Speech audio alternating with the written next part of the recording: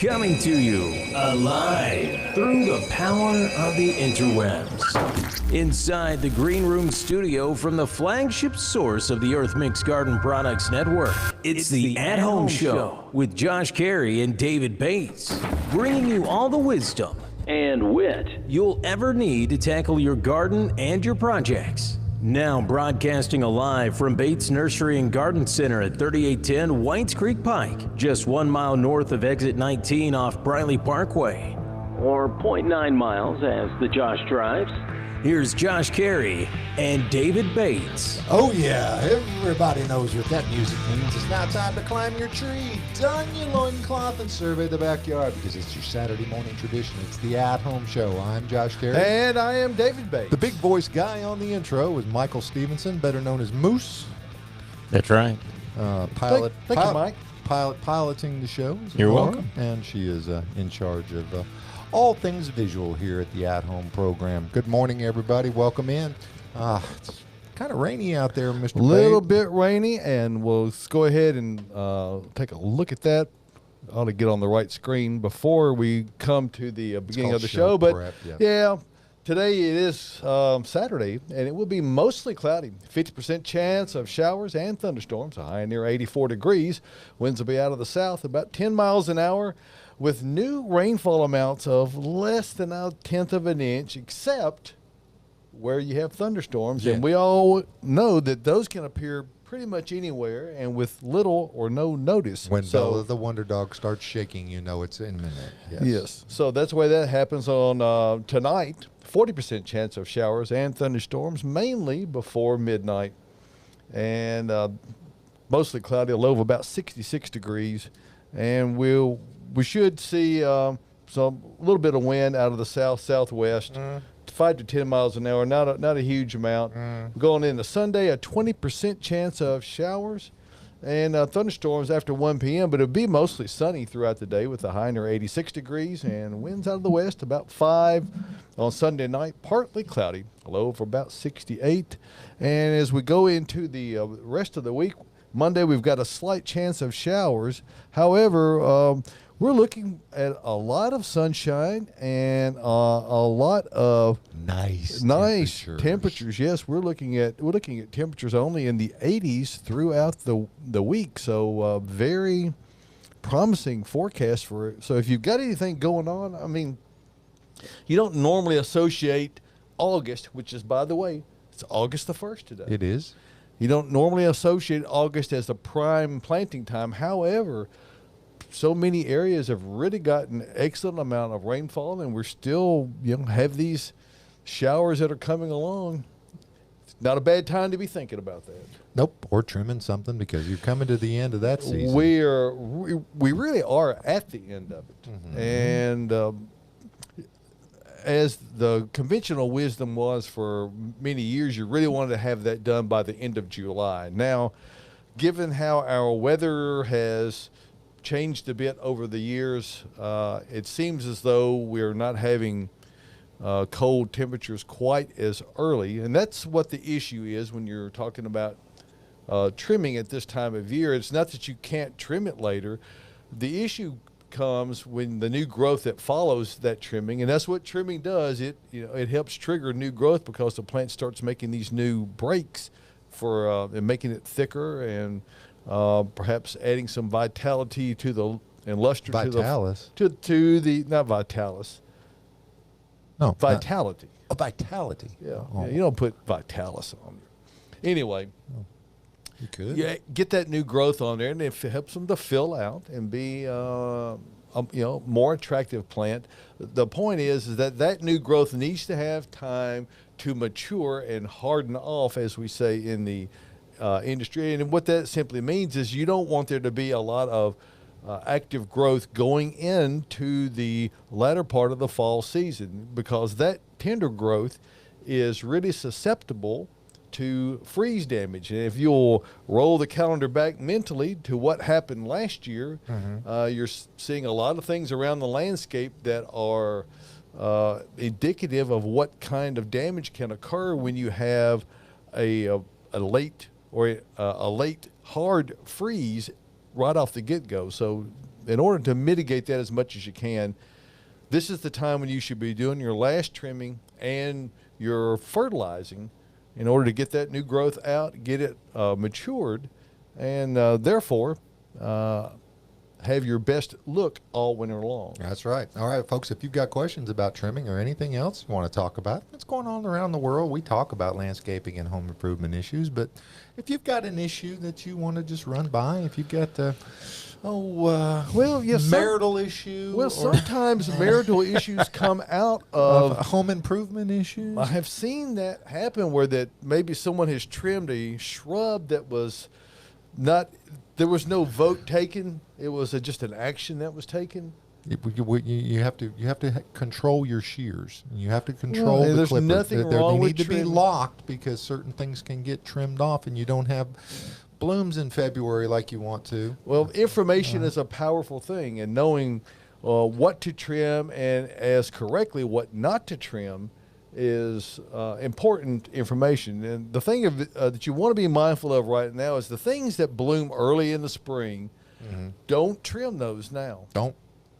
If you already have, No, neighborhood watch will come. you may not lose all your flowers, but you will greatly reduce, particularly on flowering quince, forsythia, winter jasmine, witch hazel. witch hazel, Witch hazel. Yes, Yes. those are all bloom really early in the spring. The buds are already set on the foliage, so if you cut them back right now, you're cutting off all of that. Every bit of that you're cutting off will have blooms on it. So just think about that. All you're going to get is a little flowering inside, and that's not where in the interior of the plant is not where most of the flowers come from. So be mindful of that. All righty, folks. If you're out there watching on Facebook, which we hope you are, share the page, share the view, get everything out there. Make a little comment so we know you're out there watching, so we can give you a shout out. Like our friend in West Texas, who is a father once again. We welcomed, that's easy for me to say, Harrison Wells Hunstable to the clan this week. And congratulations, Kevin. Congratulations. Absolutely. Good-looking kid. We got a voicemail. We have a voicemail. We do? Mm-hmm. Let's it from go with somebody it. important? It's from Jim. Jim? Jim. Jim, he's not chicken enough to. He can call in if he wants to. I don't know if we ought to play it. Do you think, David? Oh, we should play, but he should call in. Yeah, he should. Let's talk about it. Maybe we'll talk about him enough where he will call in. Okay. Well, we have another one now too. Just literally popped up. All right. Well, you want to go with that? Yeah, we'll go with that one. Go that way. Hi, this is Brad Harkeye. I got a question about oak trees, and something's killing all our neighbors' oak trees, and it's like one by one they're all dying. I was wondering if there's a way to stop it, or is there an actual disease with oak trees? Thanks for taking my question. Brad, that's a very interesting question. Now, some years ago, there was great concern about a disease called sudden oak death. Now, I have no reason to believe that that's what you're talking about, but neither can I eliminate that either. So, Brad, put a comment up on the Facebook page. Where do you live? he lives south of town. I actually know Brad. Okay. Brad, he lives out in the Spring Hill area. Okay.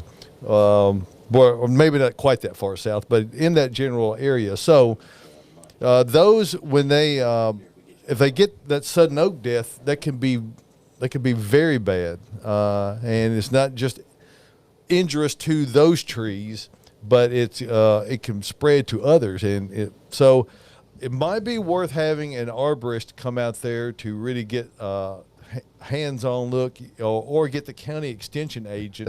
That's probably going to be the easiest. Now, thing to the do, other right? thing that would be more common, and is I have seen many times over the years, is if there has been an elevation change in the grading. And sometimes grading contractors, if that has happened where they have added soil to the existing area and have piled it up around the trunks of the trees, which might seem like an innocuous amount where it just couldn't have any effect, it actually can kill a tree over time because it can rot the bark off all the way around. And once that happens, It's done. it can die. So that would be the first thing I would look for. Has the soil in the last few years been changed where they have built that up around there?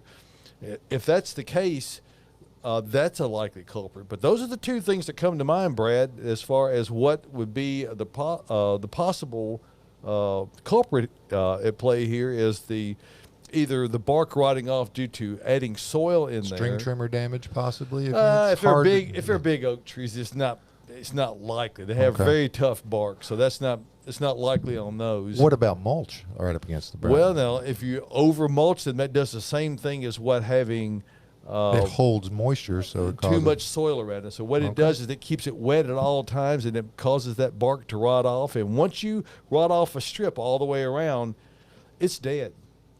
It's not coming back. Okay. 615-499-6690. Let me say a couple of birthday shout-outs quickly. Quickly. Our good friend Mike Terry. Yes. Happy birthday. Boog. How's it going? And also to Matt Pilsher at Thrive Garden Center. Happy birthday, Matt. Absolutely. So, One way to Jim go, Stevens guys. is on the phone. All right, excellent. Jim. How's it going, my friend? Hey guys, how you doing? Oh, you out in the front yard? Great to hear from you this morning. Yeah, good to hear talk to you guys as well. Yeah, I'm sitting in the backyard. Sent you some pictures. Looking at fall projects now. One of the things we want to do is move about 5 small trees farther back in the yard, and then take some bushes that are up against the vinyl siding, and they're staining the siding. So I want to get them out of there, but I don't want to throw them away. So I thought I'd move them to where the trees came out. Now, what is it that's staining the vinyl siding? Bushes. They're like evergreen bushes, and they're up against the vinyl siding, and they every year it leaves a green stain, and I have to power wash, and it's getting harder to take out, and it's actually damaging the vinyl siding. Well, you It's got such a durable product. Yeah, Jim. protect the vinyl at all costs. Man. Now, what I would suggest, if you're thinking of transplanting these, it's a good thought to have. Even in Cleveland, it's a little ahead of the curve. We're still way in the summer. You ought to wait.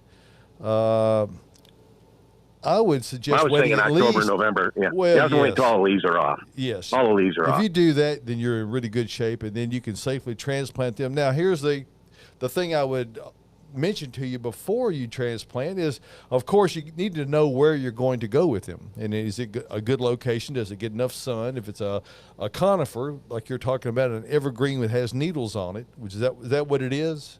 Or No, the 5 that I'm moving are leaf trees. They're small. They're small. They stand about 7 feet high.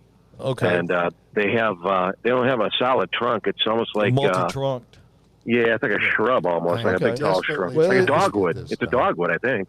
Oh, Okay. Well, the main thing of it is you want to be able to know where you're going with them, and also dig the hole where you are moving them to first. That's really important because that way you can reduce the amount of time that you actually have them out of the ground. It greatly improves your odds of success in the transplanting process. So if you will dig that spot first where they're going to go to, then you can dig them out one at a time and relocate them. How many did you say there were in this spot? Appears to There's be a total of 5. 5 of them, okay. And you may decide that you don't want to line them all up. You may want to put them in staggered rows. You may want to, make changes like that. But be that as it may, you can make all those decisions and get those holes dug, and then you can also work on amending your soil if you're going to do that. Second Amendment first. Well, never a bad idea. The big question I had was, how big do I have to? How do I decide what is the right size hole as far as diameter and depth? Generally speaking, when you're talking about a multi-stem shrub, you want that root ball to go out to about 2/3 of the way out to where the outermost limbs are. So let's say that it is, what are they across? 30 inches, 36? Oh, no. I'm desperately trying to get this to the right email address so we can post it up on the big screen. But they look to be a couple of caliper inches from what I'm seeing here. Okay, right well, now. if it is equivalent to a 2-inch caliper tree, the general rule of thumb is if it's a new transplant, would be like a foot of dirt for every caliper inch. Now, explain to the folks watching and The listening. caliper inch is the diameter of the trunk, measured 6 inches off the ground. Not 5 3/4. Not 5 3/4. You got to be. Well, 6 now, inches. if it's above 1 foot, if it's a larger tree, you measure it a foot off the ground because it gets really wide at the base. So that's not the proper measurement once they get older. However, if it is a tree that's that size, you might need a 24-inch, as much as a 24-inch root ball. Now, I will say this to you. It's better to have a smaller root ball that has remained intact than it is to have a larger one that breaks all to pieces. David, That is if you to say- go to, I've successfully transferred the image. Well, If you 3? to go to image to input 3. All right. The most important input is 3. However, But you know, the key word you used there that really turned me was the word dig. Oh, mute the TV. Mute the TV. Oh, okay, gotcha. Yeah, we're hearing ourselves. Yeah. Yeah, forgot about that. So anyway, I keep Well, it up you know, when we do it. Yeah. Well, there's Yeah, always some technical glitch. We got to get that out of the That's way. our during the weekly show. glitch, so we're done with it now. So We like I said, the key word you were using there was dig. So that's where, if you remember correctly, the power auger comes in. well, Jim, So- you could go around the perimeter, but I mean, I would start. We don't want to start in the middle. You want to start from one end to the other, and take them out as that. Point. Actually, they look really nice, and you do want to do the issue. I see that you're going to have to be very careful in digging between them because they're so closely spaced. Yep. One root ball is going to pretty much butt up directly against the neck, so you're going to have like a series of ovals on one side and the other that you're going to have to cut in between. And those are how tall? Are they above your head? Are they? Yeah, they're about seven and a half feet tall. Boy, as tall as Jim is, that's kind of a mean question to ask. But Jim, I would say just work from the ends and move into the end. And do you have to move them all right now? Can you just move a couple of them? These on this end really don't affect you, right? The ones Right. that are on the right, they're not up close to the house, but Yeah, the conifers up close to the house. Those are the ones that I really want to get out because, like I said, they're messing up the siding. Yeah. well, we can't have the siding getting messed up. No, we can't. Alrighty. Now, Jim, they're also in this image. If the folks will look closely at their TV screens or their phones, which, by the way, you need to just flip it up put it onto the big screen in the middle of the living room. Facebook Watch app, everybody. They have you have an invention that you have there that's showing on your bird feeder that is a squirrel deterrent. Describe that for the at-home. That is a $1 slinky. Okay. So you've attached it at the base of where the platform is, and it just simply hangs down. Correct? Correct. Yes. And have they you have they figured out how to defeat it yet? No, they have not. And a couple have tried. Most of them just sit there and stare at it. They don't seem to have a clue. As soon as one of their little paws touches the face of the slinky and it stretches, they run away. Very effective. I have not seen that. Did this come in a flash of inspiration, or This was a YouTube moment. Oh, okay. All right. Well, so you weren't the originator of the thought then? now is that a plastic? No, slinky? not me. I'm not that smart. Trust me.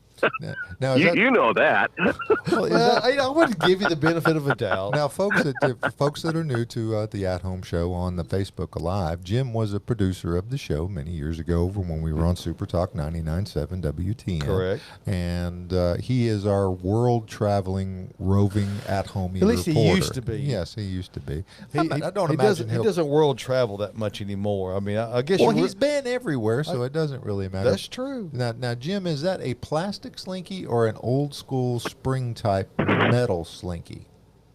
I think it's plastic. Yeah, Okay. for a buck, I think it's plastic. Okay. I didn't even think about that. It just the color seems to be the thing that really stirs them up. I Well, didn't I think think squirrels had color vision, but I think it's a evidently they nice do. little touch, the little rainbow effect from red up to blue or purple, I guess, whatever it is on the top. So it's a very nice It messes visual. with their little eyes, so they can't see it. And they think it's deeper than it Yeah. actually is.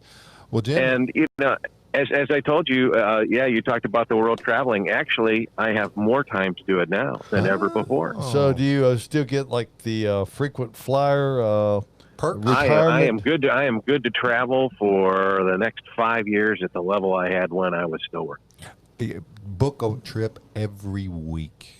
I would, but you're going to get turned away at the border. So No. Yeah, what's the point? I just go down. I just go down to the airport and get on the plane and fly to Miami, turn around, come back. Fly to Midland, turn around, come back. Fly to Nashville. Why not fly to Nashville? There you go. come know on. what? I had someone ask me. Go ahead. We've got the hot seat ready for you, Jim. So you just let us know when it works for your schedule. You're on. I might do that, and it might be sooner than you think. So we'll see. You need to let us know. You know what we are. We have. I know you want a couple days warning so you can call in sick. Well, we gotta get the straitjacket cleaned. Yes. Oh, we got to go on the road. We didn't tell you we're on the road. We're out down in Murfreesboro or someplace. Yeah, when we say on the road, we mean literally on the road. Jimbo, be good. All right, guys. Thank be you. Careful. All right. Thanks, buddy. Yep. All right, folks. 615-499-6690. That is the number to dial to join the program. You can leave a voicemail, which is easy to do. Absolutely. If you want us to store, and you're a frequent caller, if you want us to store the number. Yeah, we'd be happy to do that. Yeah. And if you're an infrequent caller, you just want to leave a message. There was another message out there. Is that correct? We listened to it. Did we? Jim left the first one. Oh, so we didn't listen to that. We didn't listen to him because we talked to him, and then we talked to Brad.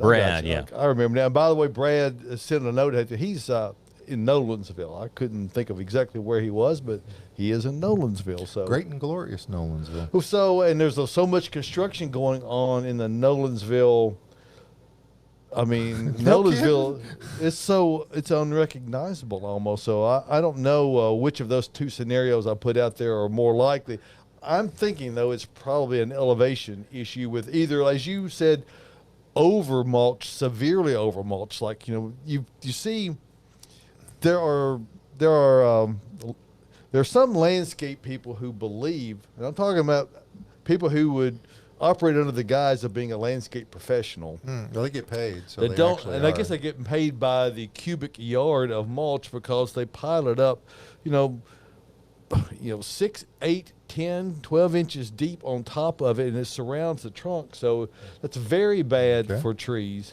You do not want to do that. And, that can have a similar effect as does the soil. I see some more some folks outside the state. I see my cousin Bob and down in Dallas. I see my friend Dean up in Rhode Island is watching. We still got Joyce. We've got Kevin. Joyce is my mama. Joyce is your mama? Joyce Hay. Oh, okay. Yeah. She wants to know about cutting her clematis. Well, do we want to trim a clematis? Well, she can, but is it already flowered? Is she giving us any indication about it? It's his I mom. don't know. I'm going up there today, but I mean, they ain't going to help us right now. And Sandy Cal, we see her. Sandy Cal Reed, we see you out there too. Folks, join us. It's easy. We're not mean. Here, I'll get her on the phone. Well, I mean, we're normally not mean. You have to warn her and tell her that she will be live on the air. If you've got another way that you can go back into a couple of things there, David. I've got another one that kind of stumped me this week and that I would like to show to the folks. And this is out near Mr. Wu's garden. If we get to the input number 3. Oh, I'm sorry. I was focused on something else. That's okay. Obviously not you. No, that's true. But out near Mr. Wu's garden, I went out to cook some pork chops last night, and there we had a beautiful bloom of fungi. That is very nice, as a matter of fact. I took a photograph of a log down near the creek a few weeks ago that had a wonderful line of fungi growing up and out of it all the way down. So, yes, that's what you get when you get these warm conditions and decaying matter lying on the ground. You get the opportunities for. So something's died in my yard because I get a bunch of mushrooms just on like one little spot. Well, and that may be an old stump that's got ground out and it's decaying in the ground, and must have been a big one. Well, it could have been. Did you get a fairy ring in your yard? No, it's not in a ring. It's just kind of in a clump of them. Yeah. Well, if perhaps Dr. Allen is watching, I bet he could identify that for us. Talk about a guest to have in here, Dr. Allen Wyndham. We need to have him actually come in seriously. Allen, yes, please.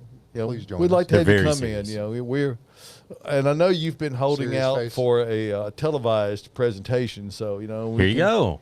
So we finally got around to it. So come on and see us. Chris Whipple just joined us from St. Louis, and it's wet over there as well. I would so- say go Cards, but we don't have to get into that. I'm just over the baseball season already. They just need to cancel it. I think so. Yeah. I mean, is it just like a joke? Well, the Marlins all tested positive, so they canceled the games. A bunch of Cardinals tested positive yesterday, so they canceled those. I'm like, it just isn't gonna work. There's not going to be any. Whoever would be the eventual winner, it's just It'll be a matter of minor league team. who can most. Hold on just a second. Wait a minute. Josh, is this what you want to have up there? We're gonna talk about this now because this is. Well, hold on, I got a phone call. Okay. We can talk about that in a second. Okay. We will. It's a beautiful face. Now, I got my mom on the phone because she wanted to know about that clematis vine. Okay, very good. Go ahead, Mom. Okay, well, they have fully bloomed, I have to, and they're the light cart. By the way, Joyce, But how I'm you doing just this wondering- morning? Good to hear from you. I'm good. How are you doing? I think we're doing well this morning. So it was a white flowering clematis that how long ago did it bloom? It's probably been, I don't know, 3-4 weeks. Now, is it overgrowing other things? You have concerns about it just kind of taking over an area, or what's your motivation behind No. trimming? No, it really can't overgrow. I just wondered if I cut it back, would it bloom more?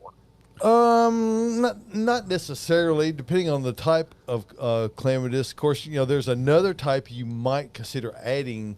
Another plant called a sweet autumn clematis, which is has a smaller flower, but it's very fragrant, and it will begin blooming here, as you might expect, in the fall season. So that's one you might consider adding to your existing planting, and then you'll get additional flowering just by the nature of the time difference in between that they flower, and you'll get some really wonderful fragrance additionally. So the trimming of it won't necessarily get you another flower. You could, but it's pretty late for that. I would have done it a few weeks Oh, okay. ago.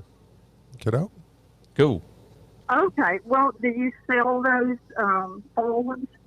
Yes, and I have no idea. I can't keep inventory in my head. That's what we can have a website for. So we'll make Okay, Michael well, look I before. didn't know about the website. Yeah, you go out to batesnursery.com. We'll talk about it here in a minute, and then if you just stay on the line, I'll kind of give you some information regarding that. And Michael's got his debit card with him, so he'll Yeah, bring you one I'll go home. grab you one if you got it. All righty. Thank you, Joyce. I love you, appreciate Mom. you calling in this morning. All Well, right. while Okay. we're on that subject, why don't we just go do this quickly, Josh? Okay, and then let's go do we'll, this. You We'll do got the that, and then we'll remote, come so- back to what you're wanting to do here. Okay. And we'll talk about Bates Nursery and Garden Center for just a moment. And Joyce just called in, wanting to know about, do we have this or do we have that? All you got to do is go to batesnursery.com, and you click on the little hourglass right there. And then you see the search box comes up. And you just click on that, you type in, let's just try, see. Clematis. You lost a screen there. David. I know. I got to come back to it. I always forget when I switch from one to another. I've got to reactivate it again. But It's real easy to do. it's really easy to do if you're not trying to do too many things at once. So we just type that in there, and we'll see if we actually have any. And currently, we do not. So Okay. So there you are. There's no sweet autumn clematis, but Sorry, anything Mom. else you're looking for, if you're looking for like trees and shrubs. By the way, speaking of trees.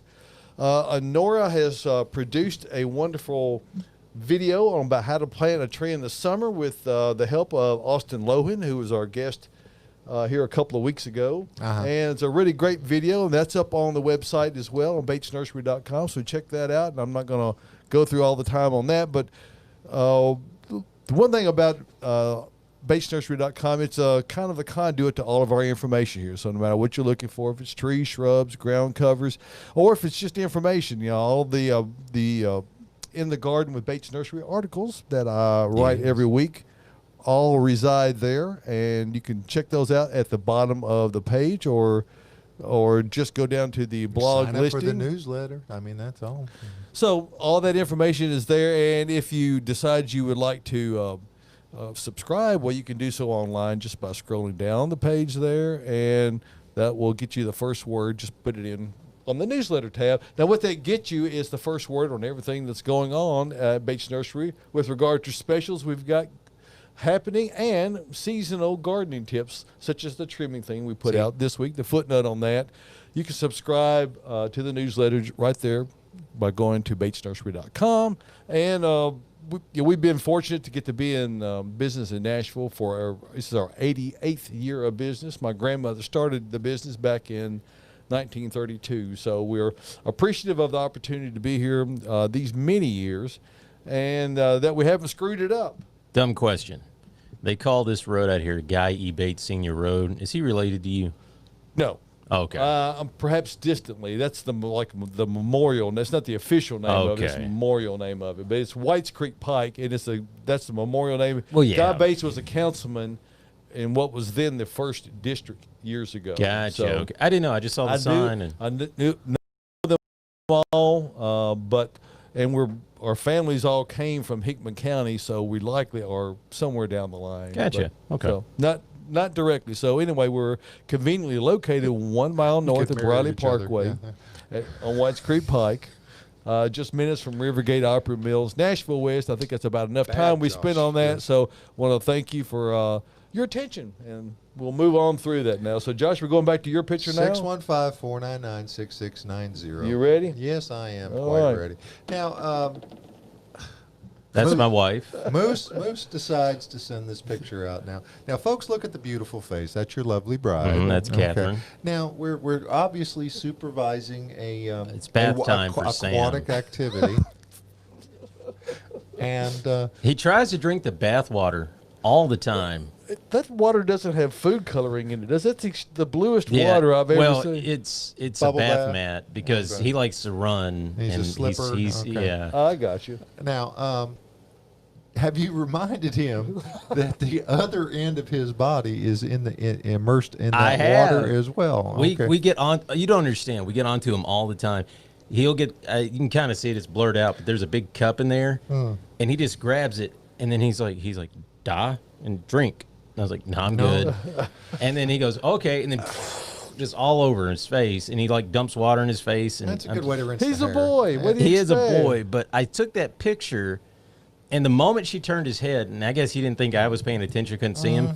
What you couldn't see right before that, obviously, is he smiled real big and just slammed his face down in the water and started chugging. Well, alrighty.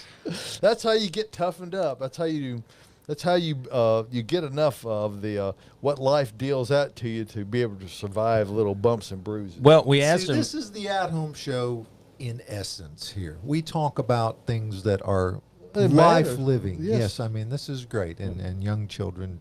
But remind him that other side, that other area down there. Oh, yeah. Okay. I mean, just, where everything comes out. Yes. As opposed to, it's the exit point as opposed to the entry point. Correct. Yes. We don't want to. No. I know that. We tell him that when I said, Sam, what are you doing? He sat up They real shut quick. down water departments because of contamination that comes. I know. What am I supposed to do? Well, he sat up and I said, "Are you drinking the bath water?" And he said, "Nope." Nope. Okay. And he All says, right. 615-499-6690. Treasure those moments, young man. 'cause Yes. Big hello to Steve Smith this morning. Good morning, Steve. Great to see you out there this morning. And we're talking about whatever we want to talk about, per usual. And if you'd like to call in and interact, we'd love to have you be a part of the program. Young Freeman Arthur's out there. Good morning, Freeman. 615-499-6690. We'll remind you of that. You can give us a call here and ask away whatever question happens to be on your mind. It could be about, Josh spends his days in the building trades. See.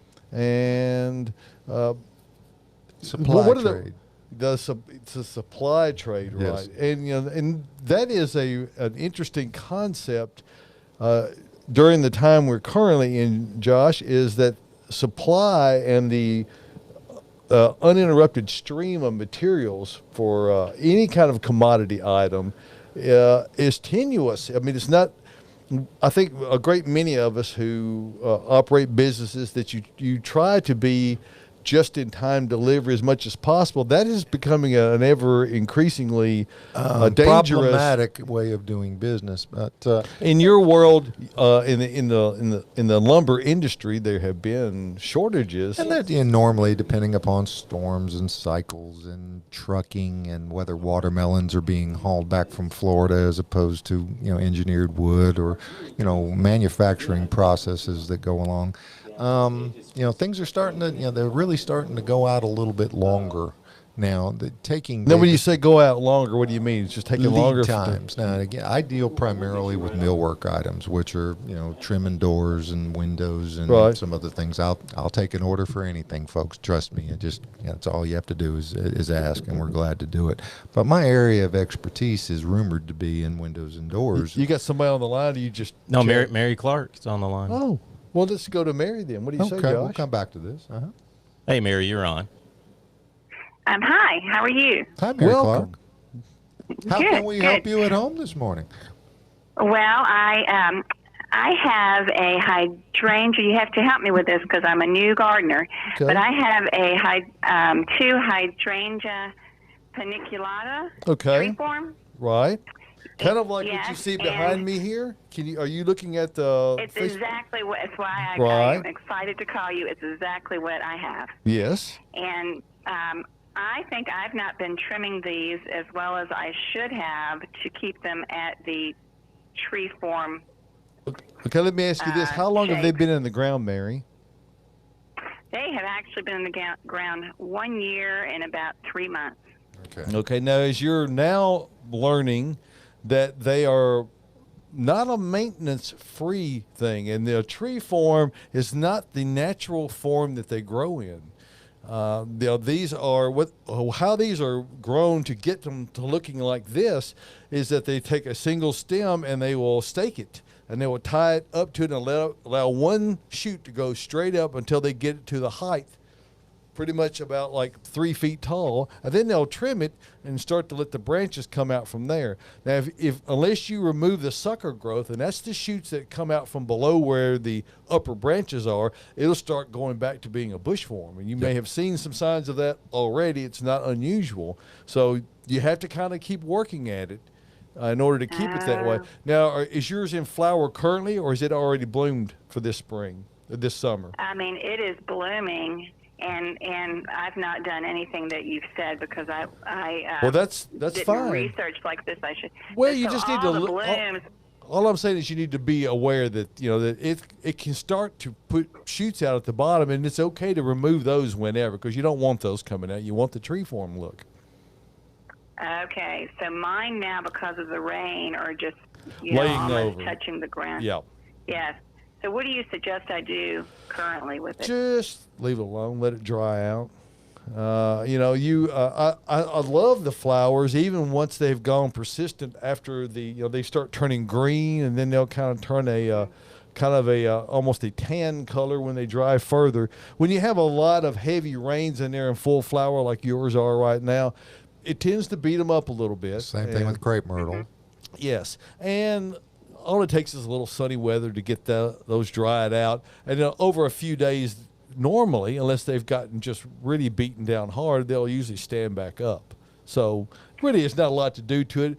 Actually, you can do more damage by trying to prop them up while they're full of water because they're kind of a brittle wood.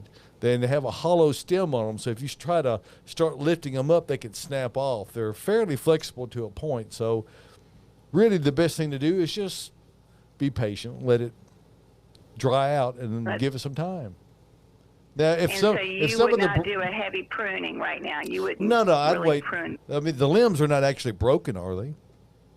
No, No, they're not. no, but they're just- just hanging over. Yeah, well, just give it a few days. And now if you wanted to so that you could further enjoy the flowers on it, you could take like some tie tape, which is it's a stretchy kind of a non-adhesive, but you could tie it around the stems and pull those back up if you want to enjoy the form of it. Flagging tape. Just Yeah, be careful. yeah, You something don't like wanna that. break it. That is you can disguise and not, or maybe twine will work fine. Right. Now, after you get beyond the point and say, hey, I think I'm over this, you can go ahead and trim them. Okay. Now, here's the cautionary statement. It's less of a problem for the tree form types because the branches are not right down on the ground. They do tend to dry out better, but hydrangeas are hollow stemmed. If we have a lot of really cold, a lot of really wet weather, I should say, during the wintertime, those can get loaded up and start to rot out. So I have seen them rot before just due to excessive wet winter that's not all that cold. So it's one of the things that can happen. But if you decide to trim them right now, you could theoretically have flowers on them again. It's going to be a push, but you could possibly have some flowers on again before they die back for winter. So there's your answer. The answer is that there's no exact answer. If you want to go ahead and trim them now, it won't hurt a thing. And it gives you a great opportunity to bring some cut flowers into the house and make some nice arrangements for it. So there's that. Well, I have 3 tables of these now that I have arranged because there's so many of them. So you can share with friends.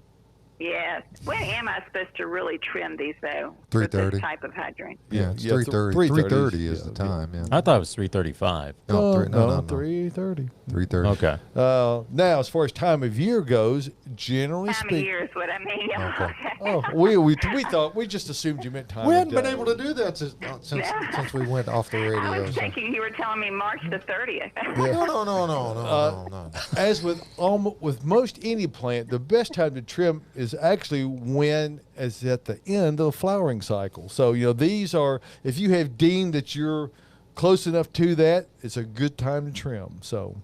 Okay. And they do, as you already know, they make a wonderful cut flower, and they really bring a lot of that beauty into the house. Thank you for the call, man. Thank you, Mary. I appreciate it. Thank you. You have a great day. Happy August to you. All righty, 615-499-6690. Risha, thank you for starting that watch party for us. We appreciate it. Folks, share the thing. We got to get the at-home show. Hey, we out are there. growing. We are. We are most certainly growing. Hey, let's talk for just a moment about Earth Mix Garden Products. You talk about growing. If you want to grow your things the very best, don't just settle for any old soil, any old amendment, using the term loosely. Earth Mix Garden Products takes a very different approach in that it's use 100% organic ingredients. There is a very high attention given to the productivity and the viability of the soil. And Josh, you and I were looking at some composting The manufacturing process is amazing. And we really take a lot of pains to make sure we have a very clean soil. All the steps we take to warehouse the inputs properly is part of what the Earth Mix difference is, plus the amount of very beneficial organic things such as endo and ecto mycorrhizal fungi and humic acid. Those are the things that really make Earth Mix different than most any others. So the good thing about Earth Mix is it's available all over Middle Tennessee, also in Kentucky. And if you go to the earthmix.com website, you can click on the Find Earth Mix tab over there on the top right. Sure can. And you see the map come up there, and it will be all of the locations all over the growing numbers over the eastern U.S., Tennessee, Kentucky, Indiana, Ohio, to this point. Coming soon to a location near you. Remember, this success in gardening begins at the ground level when you use Earth Mix garden products. So we appreciate your attention on that one. Absolutely. Now, folks, 615-499-6690. You can join us. If you had people interact, you notice that we're not mean. We may. If you leave your phone number, I'll call you back. Yeah, if you want to call, if you want us to. And then we can actually store your number that we know who you are next time. Because we'll we know don't, who you are. The way that the telephonics work in our current setup is a little bit different. So we have a number it's actually a Google number. It's a Google number. Google. So until we have contacted you the first time, you can only leave a message. But then once we get that, you can leave your name. We can add you in. So identify you as who you are. Now, I want to thank and give a big shout out to Drew Sullivan from Dickens Turf and Landscape Supply for sitting on the hot seat last week and talking about. I always appreciate Drew coming in and imparting his extensive knowledge of all things stuff. He is. He knows stuff. He knows stuff. He's well versed on the use of chemicals and what they work well on. And I cannot they recall don't the work. name of the new nutsedge product that he talked about last week, but I know there's a new one. There's a new nutsedge But product. and it's a granular. I got that much more of it back. So anyway, so you got to go to your local Dickens and pick it up. if yeah. you got And if you nutsedge. really want to know, just go back to last week's episode. Yeah, It's find it right on there. YouTube. You know. I So- tried to Google the Burmesque. I mean, I Googled it correctly with the whatever he called it, but Burmesque is the much better name. Yes. It's I can't find Fesmuta. Is that what- Fesmuta, yeah, Fesmuta. and I can't find it anywhere. So you got to go to Dickens to get it if you want some Fesmuta. Yeah, I don't know that the seed is actually Out sold. yet. I don't. Well, you have It's in incompatible. development, I You think, have what I believe. incompatible seeds in that if it's a mixture between Bermuda grass, which is a warm season grass, and fescue, which is a cool season grass, you would already have had to put. Or you really should be doing it immediately on the Bermuda grass, because what will happen with it is it'll germinate now, Yep. but it will not have sufficient time to develop the rhizomus root system, Rhizomus root. which is what keeps it from freezing out over the winter. Then you'll be putting down ryegrass. Well, and of course, ryegrass is temporary because it'll die when it gets hot. So you want to put the Bermuda grass down in the earlier part of the summer, preferably. And fescue you don't want to put down until from fall through early spring. And we helped Jack Gill out, and he said so on with the And message. thank you, Very sir. We kind appreciate your message. question from Appreciate last week that Drew did a great job of covering. that. Drew So- was smart. I David feel like was smart. I got a question for you guys. I feel like Okay. my tomato plants are growing a bit slow, and this is what I mean. I got a lot of fruit on them, right? Right. Mm-hmm. But they just seem like it's taking forever for them to ripen up and turn red. And no, they're not just green tomatoes. Call patience, buddy. How many hours of sunlight do you get a day? I don't know, 8-9 hours. Okay, that's just enough. Okay. I mean, that probably is. That does slow the development of the Gotcha. ripening process. So Okay. ideally, if you could have them in a spot where they got at least 10, or even a bit more than that. This time of year, with the long days, if you're out in full sun all day, you're going to be able to get 11 or 12 hours of sun. Certainly. we need to go clear cut some trees. Okay. Or find a Well, different lot of location. A lot of folks are having problems with it's not necessarily end rot. It looks kind of sort of like end rot, but we're seeing a lot of brown spots. I've seen a lot of posts. That on had some folks. those. Chaz No brown Phelps. spots. Good morning, Chaz. Great to see you this morning out there tuning us in. Alrighty, folks, we're here for you. You can talk. You can send a message on Facebook. Send, And don't forget, and as Josh mentioned Don't earlier, worry. we appreciate you sharing it. We're trying to build our little program back up here. This is the third restart for us. Yes. I mean, we've we It's the got. best restart. Well, it's the second restart. We started first. Well, that's right. Yeah, You can this only is a restart after but you've started before. Right. So, but even that was sort of a restart. See, Josh and I first started doing radio together as fill-ins for other guys on another programs called Weekend Lifestyles, and we were the with Norm Daniels. with Norm Daniels. And Norm, if you're out there this morning, I remember that show. He needs to come in on the hot spot. absolutely, On the hot seat. no, it would be a An real honor honor to to have have him him in. on. So I ran into him at a restaurant some couple of 3 years ago. Oh so my goodness. I would love to get to talk to Norm, but anyway, Josh and I were the building, for in Josh's case, in the lawn and garden experts, and we both filled in for a stint for the guys who were the previous ones. And after we filled in, they said, "Well, could you just kind of keep we coming went back?" a couple times, yeah. So yeah. we just kept coming back, and then after about a year and a half, that program got canceled because of a program director. As happens to do in radio a lot. That happens in Doesn't radio it a lot now? because every PD wants to put their thumbprint on the Change of direction is That's what right. they call yes. that. So after a year and a half, Chris Kulik ran into Josh and I out at the then Rio Bravo, Bravo. out on West End before the It's a Titans. bank now, isn't it? Yeah, it's a bank. I think it's a Regions bank now. But we ran into him out there, and he said, "Hey, why don't y'all come back on and do the show that y'all That was used to do?" September Just- of 1997. correct. And then in February of '98, we actually began doing the at-home show together again. We did for 18 and a half years on WTN, and then that time ran out. We thought we were done. Yep. And then a few months passed, and then WSM contacted us, and we did something that they had never done before. It was just a full-out talk show, a call-in, and we did that for 3 years. And lo and behold, COVID-19 changed that one. Yep. And so we started broadcasting live here back in March. So we're glad to get to be here this morning and get to share some information. If you got a It's flown story, by. if you got it really has. And how many weeks is this that we have been doing it now? 15 or COVID. 16. Yeah, COVID weeks. March 14th March was the 14th. last time that we were on the air in the studio at WSM. That's right, because it was March 21st was our first broadcast here. So Okay. Because we had on that bluegrass band, and then that was it. Yeah, that was their. Might have got us. That's okay. But speaking of WSM and the mighty Air Castle of the South, a friend of ours retired this week, Mr. Eddie Stubbs, and Great guy. congratulations, Eddie. He was so nice to us when we first came on WSM. He says, there was no dead air. There was no, dead air. And I knew he meant that as a compliment, which he did. He said, hey, you guys did not let it just sit out there and, with that pregnant pause, unless it was intentional. Well.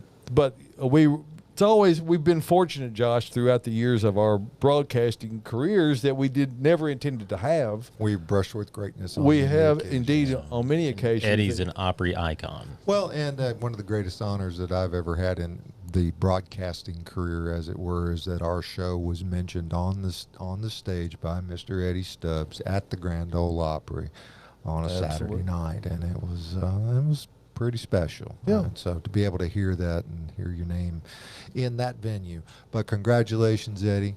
Enjoy your retirement. If you want to come by and see us, we might let him sit in. If you just let us know when you're available, we'll make it happen. Because we're working for guests. And if you folks want to see somebody, David knows everybody in the planet. So, I mean, we might be able to hook something up. But if there's a product I actually had my buddy John Cowan in here. Now, you may know John Cowan as the voice of Newgrass. 26,000 views on his his live stream the other night. Yeah, that was just in the first hour. Yeah, Okay. they're averaging like 55 to 60,000 on their that they're putting out there. So anyway, I've got some plans for somewhere out in the future where we have time to we've got a whole another end of this studio facility here. We can It's palatial inside the so we green can room here. and John did the clap test, so he says it was dead enough. It was. So if John Cowan backs up what I say, I feel pretty good about my abilities. I would say that you can take it to the bank. So anyway, we hope to have some friends in from time to time, and while we're mentioning John Cowan, you ought to go over to his John Cowan Yes. Music. Was cool. Tremendous group of extraordinarily talented individuals. Okay, so check quickly it out. before we run out of time in this edition, we need to cover what's going on in the set here in front of us. Well, because there are obviously some we got beautiful plants. We got a lot of flower, a lot going on, and of course, and grasses, which are one of the things that and these are switch grasses. The panicum are really like. And good morning, Pamela Furr. Great to see you this morning. Yep. The switch grasses are wonderful, and ornamental grasses in general really do a lot to add an interesting texture and color to any landscape setting. They're just starting to get the seed heads on them. You can probably barely make those little wispy little seed heads out. Really good looking accent plant. Are those one of those pampas grasses? No, pampas grass is a different family of grasses. Oh. So this one doesn't have an attitude? It's not the stuck-up grass. It's not stuck up, no. Okay. Now we've got a lot of other summer flowering things out front. I see knockout roses. I see some dwarf crepe myrtle down front. I'm having to look over. We've got some althea or hibiscus syriacus, the hardy hibiscus here. Does that make you itch when you touch it? No, it's not. It's not an itchy kind of a thing. Okay. No, it's not. Yeah, and then other things with some nice looking foliage I can't really see. Now there was one you were wanting to talk about down in the front. They call it Josh. Fire Chief. I mean, it's Right. absolutely gorgeous. And that's a type of arborvitae, and you may think, well, you mean like those green things that people plant in hedges? Well, it's the same family. This, I believe, is actually a sport of the plant known as Rheingold arborvitae. I put it in the wrong spot. I don't think Honora can get to it, so we'll ask Michael to step around there and pick it up. What's going on? What are we doing? She could kick her leg What out do you need there. me to do? That way she could stay off. There's camera. Honora's arm on the camera now. Oh, there No, we it go. wouldn't work. All right. There we go. Thank you, Honora. Oh, no, we got to certainly wait like for the 45-second delay to see how well that was. Okay, so yeah. You know, But we're having some fun here at her expense, and that's part and parcel of being part of the at-home that's show. So kind of what we do. we don't play favorites. We pick on everybody, so that's okay.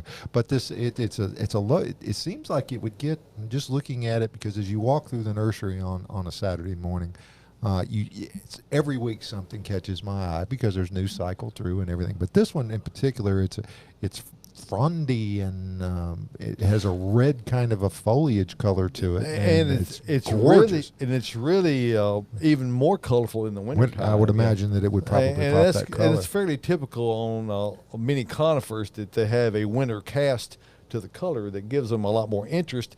And you need that, frankly, because there's things tend to get drab in the wintertime when the deciduous Decide. when the deciduous decide to be drop. deciduous. Yeah, they are very decisive. But it's an absolute evergreen too, and I mean, but it's an ever red, I would think, or a Right, reddish and it kind of a tends cast. to stay medium to more low growing. I didn't look at the tag, but I'm gonna guess it probably would spread to 3.5, 4 feet easily Yeah. and tall. Oh yes. wow! Now you can keep it throttled back somewhat if you trim, and when you do trim it, it will look very different because it's that outer growth that has that reddish cast to it. When you trim it back, it'll kind of look just lime greenish almost again, and then it'll flush right back out again. Trimming is very important to get that done immediately if you're thinking about doing that. Don't delay on Let that. it harden off. Now behind you, you've got the hydrangeas, and again, these are and you said they've been stick formed into a Tree tree. formed is what we call it. Yes. Okay. But, and there, you will normally see those just in a container where there's no stem on them. So there is some special training that is required on these. And it's, as we talked with Mary earlier, there are some things you need to look for as far as maintenance type things. I will say this, Mary, and I neglected to mention this earlier, is that what I suggest that you do as far as the best time to trim these, since they flower on the current year's wood, is to do your severe pruning in the spring just as the new growth is starting to emerge. You can cut them back severely then. And what that does is that creates a much tighter head on the top of the plant, which gives you a much more dense flowering, and it keeps it from flopping so bad. So Mary, technically, 3:30. The date was probably accurate. Yeah, 3:30. Yes. Yeah, 3:30. March 30th. That would be a good time to do it. All righty, folks. We're coming down to the end, but you want to talk about Earth Mix or Bates one more time before we Well, get out of here? one thing I will say, if you're a Bates Rewards member, Yep. you obviously get the email every week at 3:50 is when I send that out. And here's a little tidbit on the newsletter. It's always exactly 350 words. Count them. So Check it. So It also showed me that you were the master of the pun. well, I try to be punny whenever I can. I like it. So this week, 20% off everything. The only exclusions are gift cards and delivery. So if you're a Bates Rewards member, come on in, check it out. We've got a great selection of everything for you here.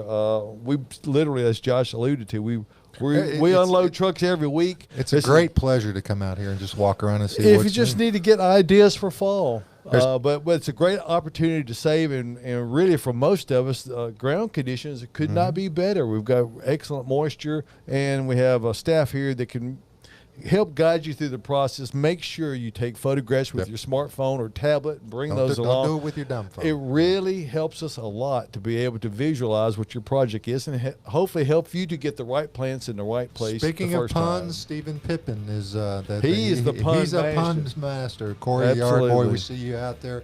By the way, go vote for the Yard Boy if you can in Petersburg. We're doing it. Bill Hayes. Everybody that's joined us from all across the country today, we very much appreciate it. Look for the video up on YouTube if you haven't been able to stay tuned the whole time. Up on. I'll try to share it to Parlor next week just to be sure, see what's going on. Right. But for Michael Stevenson and Honora and David Bates, my name is Josh Cary. We invite you back next Saturday morning around 8 o'clock Central Time. Yeah, and we'll be here. But we'll see you then, and it'll be the At Home Show with Josh